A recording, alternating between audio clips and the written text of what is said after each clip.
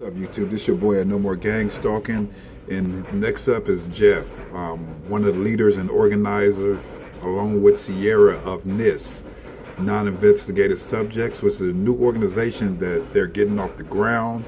They're getting it off the ground, and they're running with it. They've been making people's voices heard as well as their own. Let's hear from Jeff.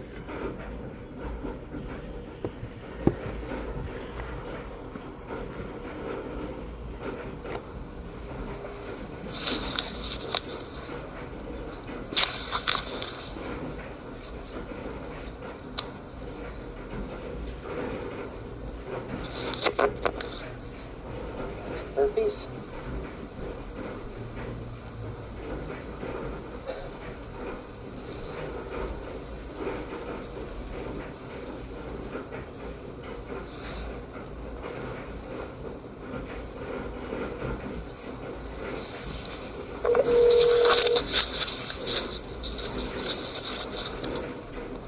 Congressman Darren's office. Can we help you? Hello, my name is Jeff Haynes, and I am calling because I would like to express my disapproval for the FISA 702. I believe that it needs to be eliminated entirely. It's unconstitutional. Okay, sir. Be more than happy to pass that message on the Congressman for you. Thank you very much. Absolutely. Have a wonderful weekend, sir. You too. Bye-bye.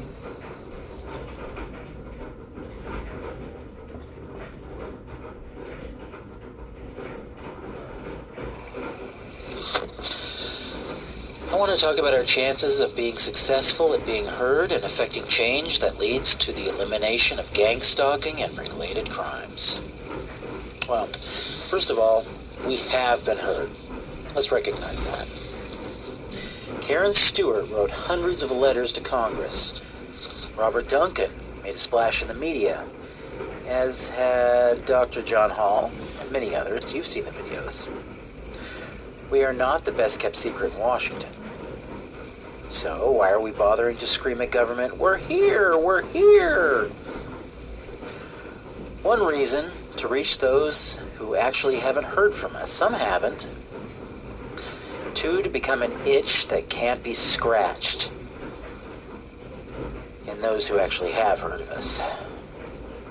If you want a politician to do what you want, you have to become a pain in the ass, or a maddening twitch between the shoulder blades. Winter Calvert, also known as Richard Lighthouse, held private meetings with members of Congress a few years back. Once they heard that the CIA might be running the gang-stalking network, none of them were willing to touch the subject. That tells me that the people who run our country fear the CIA, which means the CIA is running our country. It's the police. Hi, police. Hi. I believe that there are good bad politicians, and I say good bad in quotation marks. It's like good bad cops. Those who would do the right thing if they weren't up against a criminal system. Now, they don't get a pass from me. They're complicit. But so is Darth Vader. We need to appeal to the good in them. Deep down, they want to help us, if for no other reason than to save the future of the country, which is where their children will be growing up and their grandchildren. So we need to make it easier for them to rethink their decision-making process. By us making noise, by not going away, by refusing to be scratched, good bad politicians just might develop a bad case of Jiminy Cricket. They won't like it. They'll try to scratch again. So we must become that kind of scratch that moves. Ever have one of those? You scratch your calf, it moves to the thigh. You scratch your thigh, it moves to the buttock. You keep chasing that itch right on up your shoulder. Right there where Jiminy Cricket likes to sit. The itch moves because everything in your body is connected.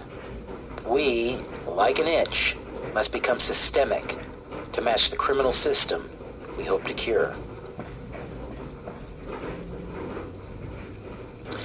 We must always make them understand that every day they delay the execution of their sworn duty is a day that we suffer severely. You dog owners out there, ever be trying to work on the computer while your dog sits obediently next to you and stares? Stares because he wants to be fed, or stares because she wants to go out for a walk? We NISs have to pin our politicians to the wall with puppy dog eyes. The best way to get a politician to grow a pair of balls is to change the mind of the voters. Get the general public screaming about the atrocities of gang stalking. And the only way to do that is to make them understand that organized contract stalking and electronic harassment already affects them.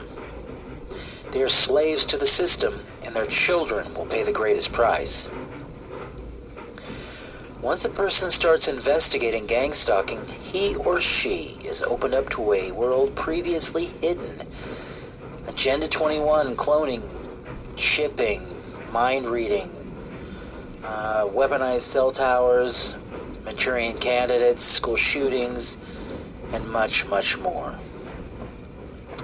Our jobs as victims of the silent Holocaust is to push the general public over that initial hump that keeps them from bothering to do that research.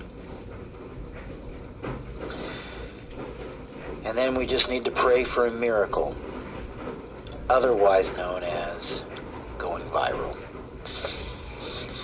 There's another reason we make videos, record podcasts, film our daily walks, photograph perps, and write on social media about the greatest crimes ever committed. When the silent war finally comes to light, people will be looking for more information on what the F has been going on all this time under their noses.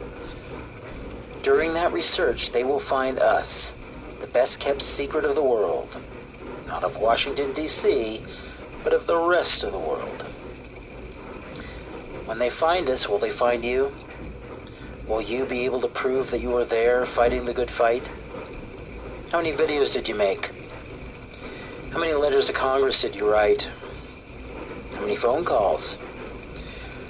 Or did you just write some text on Quora while hiding behind a false profile picture?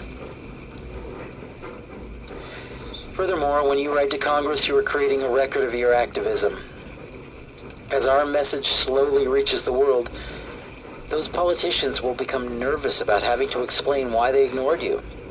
It's really awkward for them when you film yourself calling their offices, never receiving replies. Someday, our politicians will have to explain themselves. You've got proof of their willful ignorance.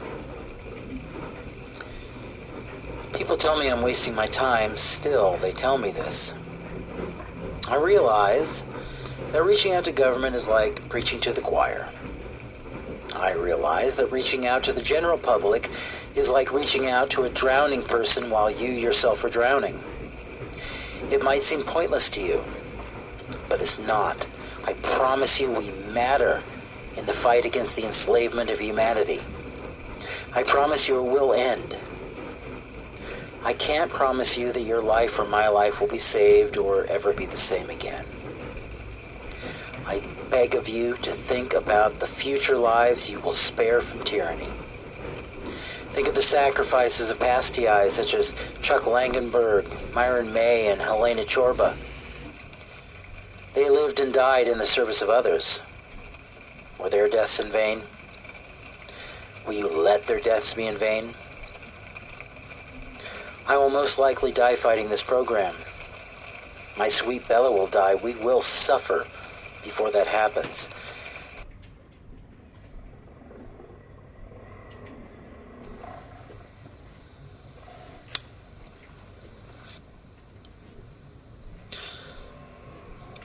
And so, I am doomed, and Bella is doomed. Maybe you're doomed. So what are the 5 reasons that we scream? Because number 1, we want to be heard.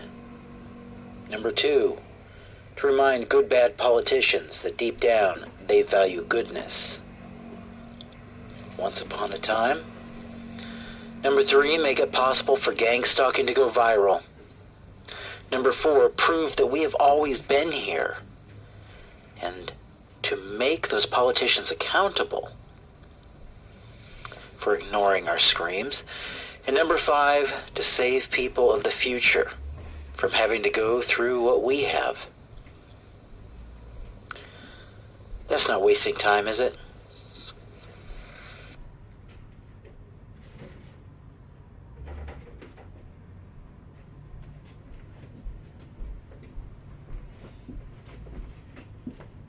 No more gang stalking.